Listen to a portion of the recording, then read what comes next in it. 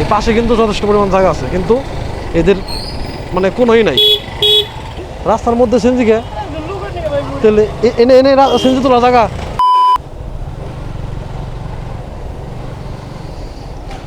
তো আমরা এখন একদম নোলা বাজারে এসে পড়ছি।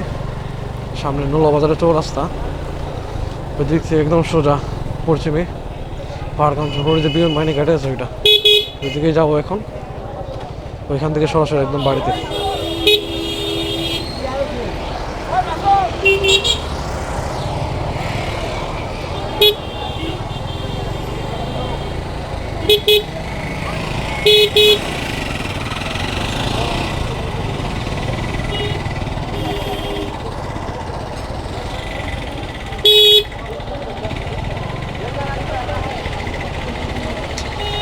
সিএনজি রাস্তা আটকে খাড়া রয়েছে।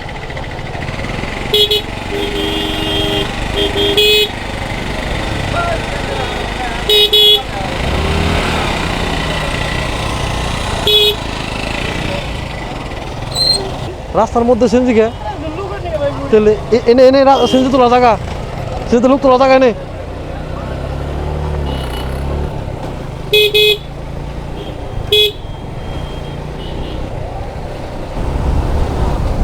এই সখীপুর টাঙ্গাইল রোডে যে কি পরিমাণ সিএনজি বিরক্ত করে, আপনারা যারা এই রোডে মোটরসাইকেল চালান তারা একমাত্র বলতে পারবেন।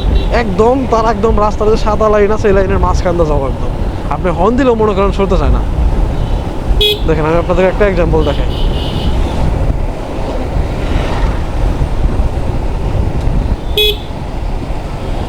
এই যে দেখেন এই সাইডে কত জায়গা রেখে একদম দুইটা একদম মাঝখানে লাইন বরাবর চলতেছে। দেখেন আমি যদি হর্ন দিই এখানে যাই তা মনে করেন এদের কিচ্ছু হয় না। দেখেন অবস্থা। এই পাশে কিন্তু যথেষ্ট পরিমাণ জায়গা আছে, কিন্তু এদের মানে কোনোই নাই।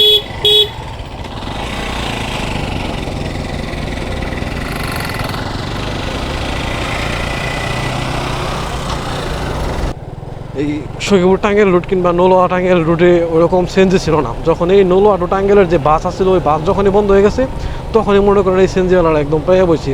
মানে এক একজন সিএনজিওয়ালা মালিকের প্রায় 2 থেকে 3টা করে সিএনজি। মানে আপনি যদি এই রাস্তায় থাকেন 5-10 মিনিটের ভিতরে কম করে হলেও 20টা সিএনজি আপনি দেখবেন এই রাস্তায়। মানে এত পরিমাণ সিএনজি যাতায়াত করে। আর রাস্তাতে দেখলেন সিএনজিওয়ালারা কীরকম করে চলে আর কি, একদম রাস্তার এই সাদা লাইন বরাবর চলবো। এই জন্যই সবসময় এই সিএনজিওয়ালা দেখলে একটু সতর্কভাবে চালাবেন, এটাই সবার কাছে রিকোয়েস্ট থাকবে। কারণ এই সিএনজিতে অ্যাক্সিডেন্ট করে এই যে কিছুদিন আগে মনে করেন আমাদের বাড়ির পাশে একজন সরাসরি স্পট ডেড। যাই হোক আমাদের বাজারে এসে পড়ছে, এখন সরাসরি একদম বাড়িতে চলে যাবো। ভিডিওটা এখানে অফ করতেছি। সবাই ভালো থাকবেন। আসসালামু আলাইকুম।